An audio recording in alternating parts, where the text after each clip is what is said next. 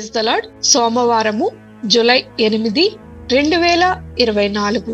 ఈ రోజు దేవుని వాక్యము పిమ్మట ఆయన యొక్క రొట్టెను పట్టుకొని కృతజ్ఞతాస్తుతులు చెల్లించి విరిచి వారికిచ్చి, ఇది నన్ను జ్ఞాపకము చేసుకొనుటకు దీనిని చేయడం చెప్పాను. లూకా సువార్త 22వ అధ్యాయము 19వ వచనము. నేను నిన్ను ప్రేమిస్తున్నాను అని చెప్పే ఆహారం. నేను ఒక కుటుంబ పుట్టినరోజు సమావేశానికి హాజరయ్యాను. ఆ ఇంటి యజమానురాలు అలంకార సామాగ్రి, బహుమతులు మరియు అన్నింటికంటే ఉత్తమమైన ఆహారంలో ఇష్టమైన విషయాలు అన్నిటినీ ఎంతో అందంగా అమర్చారు. పుట్టినరోజు అమ్మాయి పన్నీర్ మరియు పండ్లను ఇష్టపడింది. రెడ్ వెల్వెట్ కేక్, పన్నీర్ కాల్చి పండ్లు పోసి తనకెంతో ఇష్టమైన కేకును ప్రత్యేకంగా తెప్పించింది. ఇష్టమైన ఆహారాలు నేను నిన్ను ప్రేమిస్తున్నాను అని చెబుతాయి. దేవుని నమ్మకత్వాన్ని, రక్షణను పురస్కరించుకుని భౌతిక ఆహారాన్ని భుజిస్తూ జరుపుకునే ఎన్నో వేడుకలను, పండుగలను, విందులను గూర్చి బైబిల్లో అనేక సందర్భాలు ప్రస్తావించబడ్డాయి.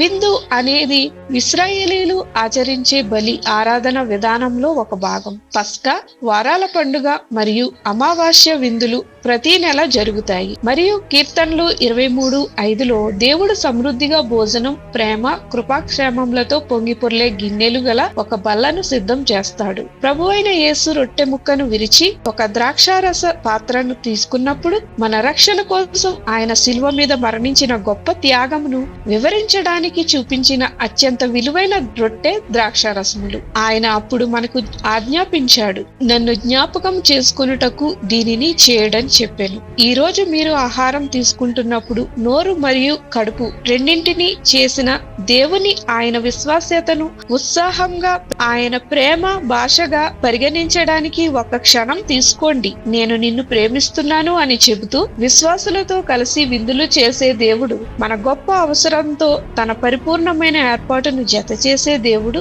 మన దేవుడు. ఈ రోజు మీరు ఆహారాన్ని ఆస్వాదిస్తున్నప్పుడు మీరు దేవునికి ఏ విధంగా కృతజ్ఞతలు చెప్పగలరు? ప్రార్థన. దేవా, నా అనుదిన ఆహారం మరియు నా రక్షణతో సహా మీరు నమ్మకంగా అందించిన ప్రతిదానికై వందనములు. యేసు నామమున అడుగుచున్నాం తండ్రి. ఆమేన్.